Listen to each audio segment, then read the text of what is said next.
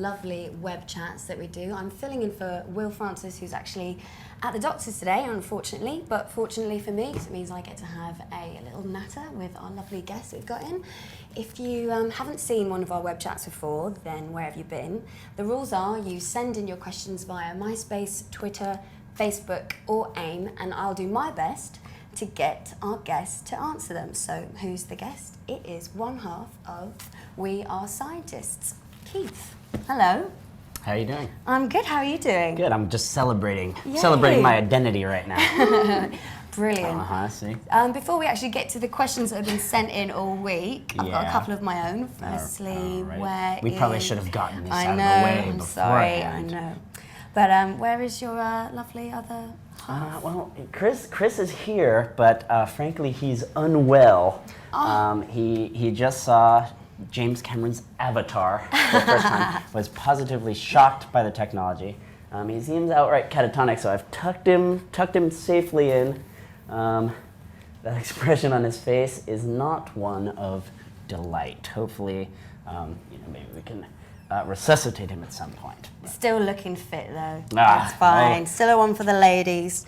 So you've got an album coming out, have you not? Yes, indeed. I have. When's that? Moving right on from Chris Kane's medical emergency. I just thought I'd just swiftly go over that one and straight onto the album. That's because you're a professional. You don't let emotion rule conversation. Oh, what's he ill with, really? No, the Avatarian fix is what doctors are calling it now. Back to my album. Back to the We're album. gonna need cash to get him the surgery he needs. Oh, bless. So when's it out? It's out June 14th and then following. Awesome. And if you can't actually wait till it's out on the shops, then we've actually got it exclusively on MySpace for you to listen to, so you can put your cans on your ears and check it out there first for a whole week. I thought you were going to advise that people just download it. No, I'm not advising that you do illegal piracy. It's pragmatic, but it's not No, right. I'm suggesting buy it, but try it first. Thank you. Just think of MySpace as your fitting room, not anything illegal. So we crack on with some of the questions that we've had sent in this week. Right, so seeing the first one is from Krista. Hi, Krista. Krista. Out of these three, which would you be? Beyonce, Kelly, or Michelle? And you can answer for Chris as well, I think. Who do you have any idea who what the surnames of the last two choices are? Kelly McCain and who was the last one? No idea. And Michelle Thurgood. Well, Michelle Thurgood, I happen to know, has a PhD in literature and media studies. Seriously? Yeah, Michelle Thurgood. Obviously, that's who they're talking about. That has always been a dream of mine. The PhD. My problem was that I never really wanted to get into the entire publish or perish situation of being a professor. So rather than pursue the degree, I went into music, where you can go for years without doing anything productive whatsoever. Shame, I think the literary world is probably missing a great leader. Oh, they are. I can imagine you with patches on the old shoulders and a bit of a tweed ensemble going on. Every once in a while, I just strap napkins to my elbows and pretend. I can imagine. It's a hot look. I thought so. The next question we've got in is from Katie. Hey, Katie. In the video for Nice Guys, who's the little boy? And did you enjoy the sandwich or whatever it was you were eating? The little boy, and now I'm terrified that maybe I'm giving away too much. His name. No, I'm not going to say his name, but it's Chris Kane. It's Chris Kane's son. Aww. I was hoping that saying his name would bring him out of his trance, but you know what? There's too great a risk. Yeah, that's Chris's son. To be honest, I didn't really enjoy the sandwich that we shared. What was in it? It was a peanut butter and jam sandwich, but it was raspberry jam, which is not, get this, my jam. Do you see what I? Yeah. You see what I did there? Have you tried Marmite since you've been in the UK? Cut it out with the Marmite recommendations. Just a question. Everywhere I go, everywhere, every day, it's have you tried the Marmite? Will you try the Marmite? Just take a lap of the Marmite. And I won't, I can't. Have you smelt it? I shouldn't. I've smelt it from afar. At one point, I allowed someone to open a jar of Marmite and place it in front of a fan that was blowing at me. Smell like my bedroom, which would be nice. So, this next one is from Adrian, moving swiftly on. I feel like I keep getting glimpses of your life that are not just too much. The bedroom radical door should not be. transgressions for humanity. Let's keep that bedroom door. Bedroom smells like Marmite. Shut. Is there actual? Okay, No. This is about me. No, but you and I back are really onto gonna get into this later on. Okay, this question is from a guy called Adrian. Love that guy. Keith, have you ever considered Just for Men? I've considered. Oh, there's more. No, I was just going to say, I think he might be a bit jealous of the silver fox. No. Adrian's not jealous. Adrian knows what's up. I hate her. You know what the thing is? I've rested. You know what? Every morning, first thing when I wake up and I look in the mirror, and every night before I go to sleep, I also look in the mirror. It's just the thing I do. And it's a real knuckle biter. And I feel like the question that lies behind Just for Men is one of, it's vanity versus pride. Sure, my vanity wants me to buckle and be forever young. I've been actually working on a potion that might allow me to live forever. But right now the problem is that I would live forever with my body consistently degenerating, and I can't have that. I don't want to live if my body is not always nearly this perfect. This perfect or nearly this perfect. There's nothing wrong with being a silver fox, surely. It works for so many. Well, that's where pride comes in, my friend. That's where pride comes in. As it's taking hold, as I'm letting it wash over me, the pride has become an empowering force. I'm emboldened by it, Adrian. It's powerful stuff, I think, that's happening on this couch right now. Mm-hmm. There's something totemic about having a head like mine, above all other heads. Sorry, see, the pride. It's unflattering. It's flattering as the rest of this is, the pride. It's fine. Let's go with Emily Huggins, shall we? Yes, let's go with her. Where? It's just a question. This one, I love this, actually. Emily Huggins says, you must drink an awful lot on tour. I do. I stay hydrated. Accusatory question. What? No, I thought it was a question of hydration. Oh, I thought it was like a recommendation. Like, listen to me. If you are going to maintain the physique that we've just been celebrating, it's all about fluids. Water, a lot of water. I drink about 3 to 4 gallons of water every day. I follow it with just 4 or 5 shots of wheatgrass, and that's just an affectation. I hate this stuff. It does nothing for me, but it impresses those who witness just the shot after shot. Then I have to lie down for 4 or 5 hours post wheatgrass. Nice. And then it's just more, juices. I don't want to name brands, but colas. and the thing I don't want to name brands is going to take me all day. I'll drink all brands of cola. This second half of her question what's this? was, what would your perfect alcoholic cocktail? Oh, but if I had to drink an alcoholic cocktail, which I wouldn't recommend, we actually. Oh no! I don't know what he's happened. gone. This isn't He's a good gone. sign. He fainted. I think the imagery, the truly shocking 3D rendering of James Cameron's Avatar has finally knocked him out. Well, that's okay. It's for the best. We had come up with what we think is the perfect alcoholic cocktail, and it's called the Murky Muck Bottom. And it was devised one day in total desperation with the remains of our tour rider. And I think what we had left were, and I don't want to get too much into this. This is pathetic. This is awful stuff I'm divulging. It was 1 part vodka, 1 part whiskey. That's right. A full tangerine just placed in there and muddled, cloudy lemonade. I don't know. I think maybe just some breadcrumbs sprinkled on top. That sounds quite nice. Crunch. For crunch. It wasn't nice. It wasn't nice. But it Revived you? No, I don't know if revived is the right thing. We were on a 5 or 6 day mission that neither of us remembers, but we have the spoils of them to this day. Is that what happened to No, it was Avatar. Okay, Remember? sorry, my bad. you keep on acting as if it's unlikely that James Cameron's cinematic masterpiece. Just Avatar. getting to the bottom of it, that's all.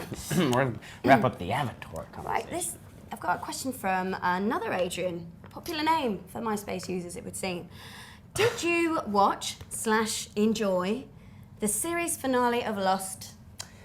I did, Adrian.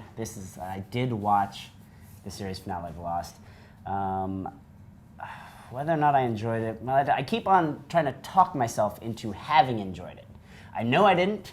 I set up a lot of cameras and I keep on watching the footage of myself watching the finale of Lost. And the stricken expression that washes over my face as I realize that's how they're letting it end really indicates that I didn't enjoy it. But every night before I go to sleep, after I try to talk myself out of the just for men thing, I just say to myself, you did enjoy the Lost finale. They did land that jump. It was the perfect finale. Then I go to sleep and I dream of a different ending for Lost that thus far, no matter what the dream has always been better than the series finale of Lost. Amazing.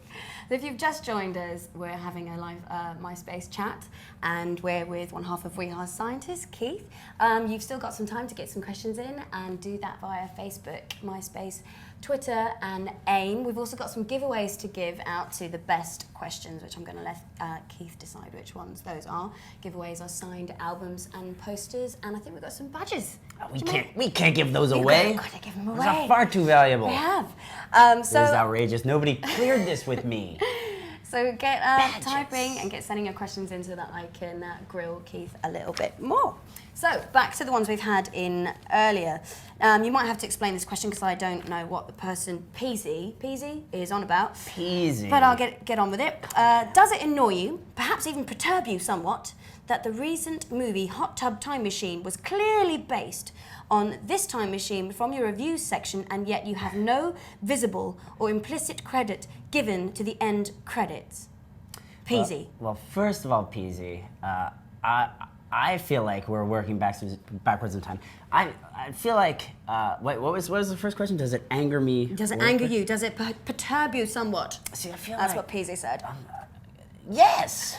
Yes, it does, Peasy. Of course it does. And we've got quite a lawsuit going toward the entire... Who produced this? Can someone please get me the name of the production team? I mean, you know, it seems petty. Hot Tub Time Machine raked in, what, $300,000-$400,000 in the box office? So it seems almost petty to take away the pittance that they collected. But I do want it. I do want it. Just as a little slap on the wrist. Yeah, everybody knows we invented this Hot Tub Time Machine. Is that true? Did we invent that? No idea. As I said, I didn't know what Peasy was on about. I just read it Peasy, anyway. where have you been? What do you know, Peasy? Maybe he's got a time machine. All right, this next one is from Lucy. Keith, where did you learn to chuck away your tequila shot and pretend to drink it all in one bullet, quick flash movement, Lucy? Well, Lucy, I don't know where you're from, but I'm from the United States of America, where in first grade, first day, they get the class lined up and they're like, okay, kids, you know what? Life is not easy, it's hard. And every once in a while, someone's gonna come up to you with a shot of tequila that you may or may not want. Now, if you don't, and I predict you don't, what you're gonna wanna do is, here's the trick. You go, to us, old friend, and then you pretend that a thing that you do, you're gonna be the old friend of mine. Oh, great. You're just like, to us, gang. And you kind of do this, which is just a gesture of affection. And then you kind of just dribble it out while pushing old friend just, you know, adorably aside. And then you just let it dribble. And then here's the key. To really convince them, you have to go, ooh, that stuff's rough. Oh, old friend, why not go get another round? And then when your old friend is going to get another round, you leave the scene because you know they're coming back with more shots. So it's kind of like drinking combined with domestic violence A little bit. No, there's nothing funny about it. It was just, look, it was a loving display. Gentle, it was almost like a stroke while you dump the offending liqueur upon the ground, and then the all-important shutter. No. Oh, come on! That stuff is awful. It got me again. Old friend, more shots, and then just bolt for the door, allegedly. Right, the next question is from Sam Arbon, and it's, what's the best joke you've ever heard? And if I can add on to this, what's the best joke you've ever written? Because I know you've write quite a few on a weekly basis. Yeah. I mean, I think our problem is that we're not a fan. Our jokes almost never involve actual punchlines. Punchlines are way too easy a way to get a laugh. I feel like the winner's way, the real genius's way of getting a laugh is to lead your victim, and yes, I apologize for admitting that I consider the recipients of my humor to be my victims. Lead them down a blind alley, and then just say, well, you're here, shall we or shall we not have a chuckle? So the fact of the matter is, I know no punchlines. I want to know no punchlines. They'll poison my particular breed of humor. So it's kind of like a joke, but without the funny bit at the end. A little. No, it's still got the funny bit. I can test the idea the funny bit's not there. It's just sort of an ephemeral funny bit. Okay. One that's not really loved. Do you want to give us one so that we can understand this fully? I feel like I've been shooting them down the pipe this entire conversation. Yeah, if you want an example, just hit time rewind on the time rewind. Is that a? We'll do that. And if you've just joined us, please keep your questions coming in for our live web chat. We have got a little section which I'm really excited about. At the end of the chat, we've got 1 minute in which we are trying to get as many questions as we possibly can into Keith's brain and the answers out of his mouth. So I gotta do both of them? Yeah, you've got to do everything, all of it. I thought it was just me assimilating the questions and then assuring you that I got them and then leaving in victory. So just send your questions in, and we're going to call this Rapid Fire, which is quite an exciting name for a 1 minute slot. And, it is. I personally can't wait. I feel like such a grand title as Rapid Fire should only be attributed to something 15, 30 minutes in length, 1 minute. 1 minute, I know. It's just selling yourself short, isn't it? Daring stuff. Right, the next question is from Niall. Have we started the rapid fire? No, that's happening soon. I was just telling them, get your questions in. Getting all wound up. I know, I was just, That's your Niall's don't shoot too early. query. So, Niall says, how big's your telly? How big's my telly? It's quite an upsetting question. What? Why are you upset? No, I'm perfectly happy to flout my wealth. My telly is something like 80 inches in diameter. That's right, I have a circular telly, Niall. You know how much it costs to get a. And actually, while I watch TV, it spins. I'm a new breed of television watcher, Niall. So my philosophy is it's not how big your telly is, it's how you watch it. And I watch mine in a circular spin. But it also just so happens my TV is gigantic. Nice. I watch mine in my pants. So, what's your favourite UK festival? This is from the live chat. It's just come through from Matty. Maddie, take me away. Yeah. Favourite UK festival? We've always had an excellent time at the old Reading and Leeds 1-2 punch. It's a real double-barreled festival. I think what I really like about it is that on the second day of your performance at Reading and Leeds, you get to right the wrongs of yesterday's engagement. So there can generally be no regrets at Reading and Leeds, unless on the second day you continue to transgress, in which case there's no hope. Depressing. I know. Okay, sorry. It got very real. Yeah. The other festival I like is Tea in the Park because it's a free for all. Nice. That is Brought it back from the brink of despair. cool. What festivals are you playing this summer? Are you playing? Ready, Liz? Oh. Tea in the Park. Nice, nice. Also, Glastonbury, which I love. Thanks, Glastonbury host funders. You're placing U2, is that right? No. No. No, that wouldn't be appropriate. We just don't have that clout. This is another one from the live chat that's just been sent in from, how do you say that? Help me to not look like a fool. Sarkozy. Says, do you still have my painting? I want it back. Oh, Sarkozy. Yes, I do have your painting, and if you want it, you can come and get it. And we've got another one, Eddie565. That's an interesting Is that a surname. robot?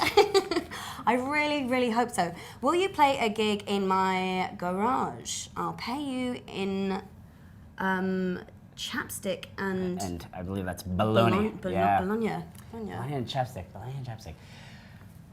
Well, I understand why you would want to pay me, with bologna and chapstick, because I'm well known as one of the world's foremost chapstick, bologna collectors. The fact of the matter is, I just don't have the room for any more chapstick or bologna. What would I do with more bologna or chapstick? The fact of the matter is, when you have even 5 sticks of chapstick, it turns out that's way too many. It's just useless. Everywhere you look, there's chapstick. There's chapstick everywhere. And then when there's bologna, it's like, I don't even have any more space to put my chapstick because there's bologna here. So I appreciate the offer, but no way, man. No way. What are you after? Just some cash? Yeah, that'd be great. Just give me cash because I need to pay rent on a place to store the chapstick and bologna collection. And you know, those circular tellies don't buy themselves, do they? No, they certainly do not. So that's a no to the gig. This one is... It's not a hard no. Let's just figure out a different currency to work with here. Currency being just cash. It can just be cash, but, even something like goodwill. If I could play your garage just for goodwill, I don't need any more chapstick. Or bologna. Don't forget the bologna thing. No bologna either. Sorry, I'm getting a little upset. I'm just thinking about all the chapstick and bologna I got at home. This is more of a statement from Holes Bowls, and it's I love you, which is nice. That's Holes Bowls. It just can. It could never be. We're too different. I'm sorry. Star-crossed lovers, perhaps. Yeah, I want it to work. It's just we've given it a go.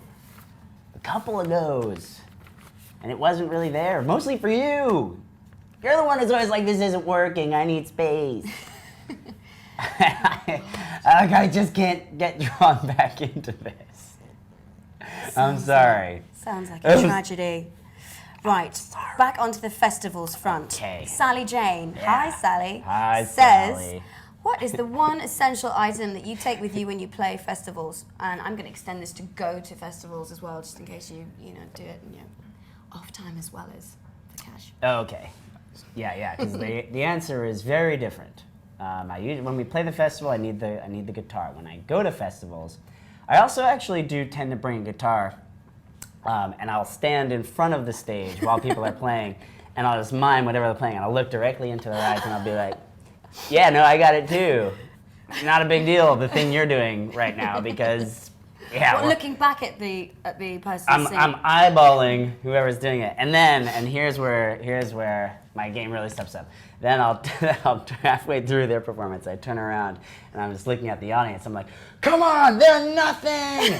They're nothing. We've all got this in us, or maybe not you, but at least one other person in the crowd is doing this too. It's not hard, is it? It's not hard. It's not hard. It's not hard. Headlining a festival, Nah. do it in my sleep, honestly. Right, Paula says, where did you shoot the music video for Nobody Move, and who was the guy in the bear costume? We shot the video in Los Angeles, in downtown Los Angeles, near our manager's really terrible apartment. And the guy inside the bear suit is named Chester, and he was a 4th member of the filmmaking team, The Lonely Island, who have made the first 4 of our videos, I think. And you can see Chester in the film that The Lonely Island made called Hot Rod. And he is the guy that only just wants to do like weird humping dances to get himself into the gang. Chester sounds hot. Chester is hot. Oh, don't get me started. Now I'm getting distracted. Are you a man of fancy dress yourself? I've been known to, my problem is I never know when to engage in fancy dress. Like, I'll come to a fancy dress party, and be like, no, I wore a very nice sweater. Did that not land it? And people will be like, get out of here. We're all dressed as cougars. I'm like, oh, God. And then the next day, I'll go to a bookstore in the cougar outfit, and nobody's ever said anything to me about it, but I'm a student of body language. And when people are doing this, to the astute eye knows that perhaps the costume, they're like doing this.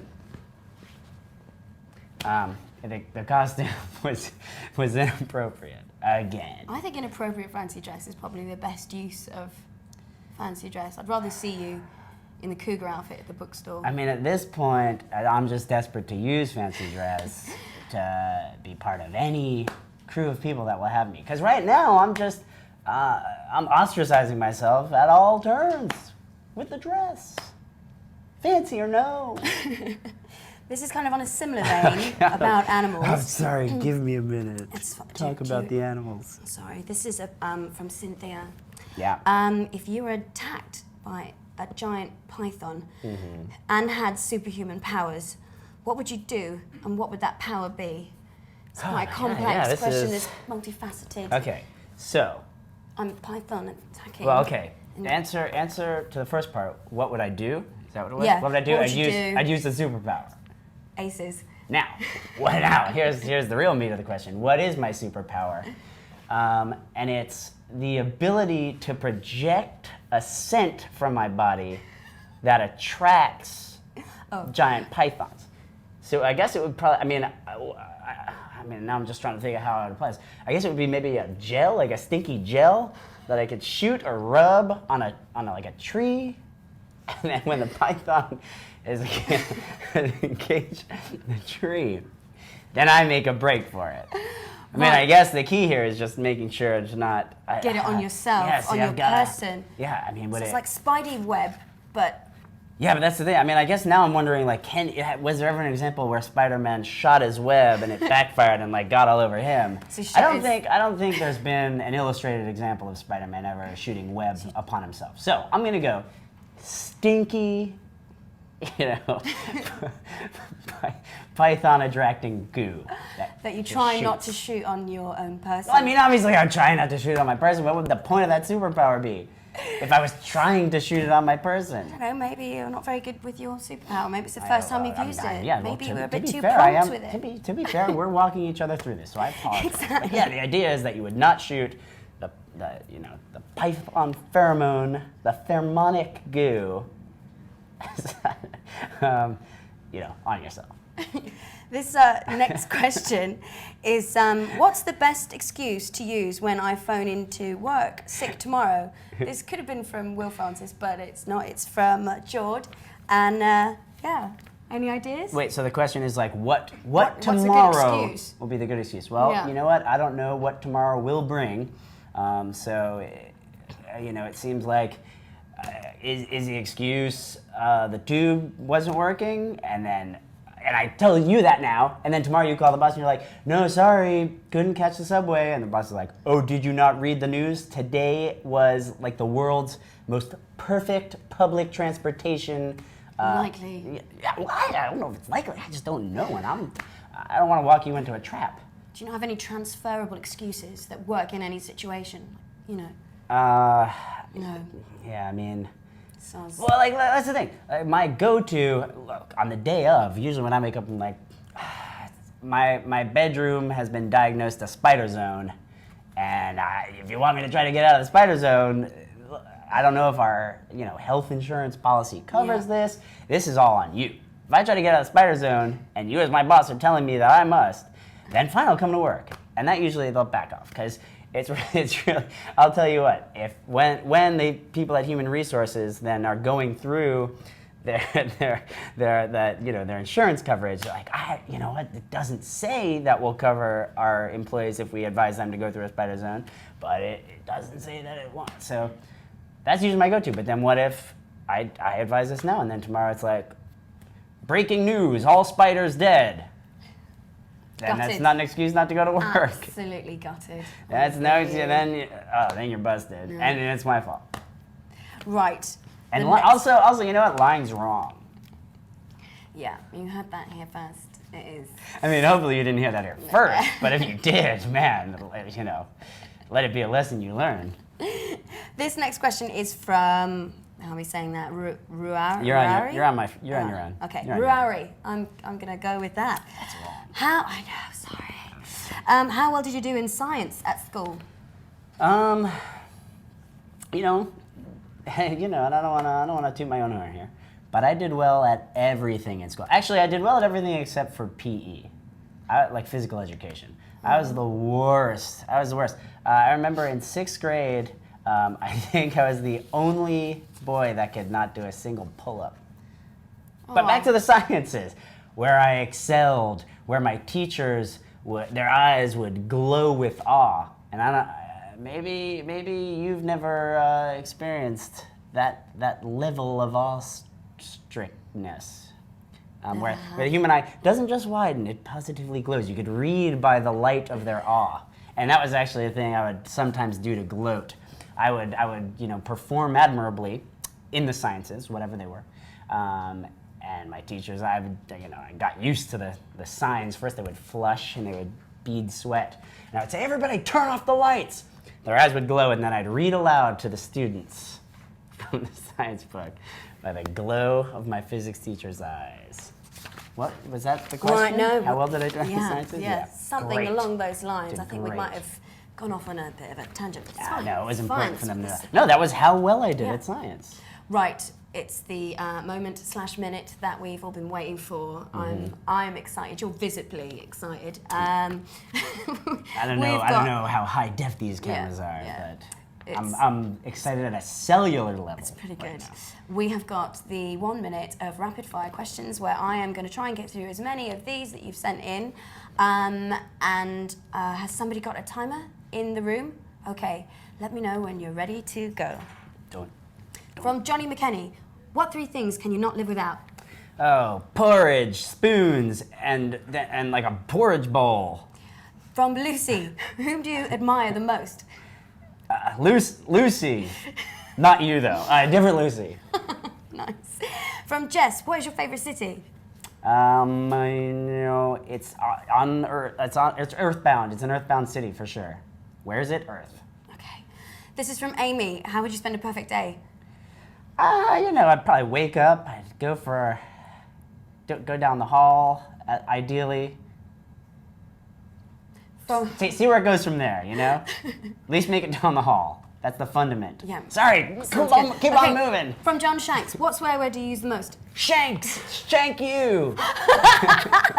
It's actually true. It's actually weirdly true.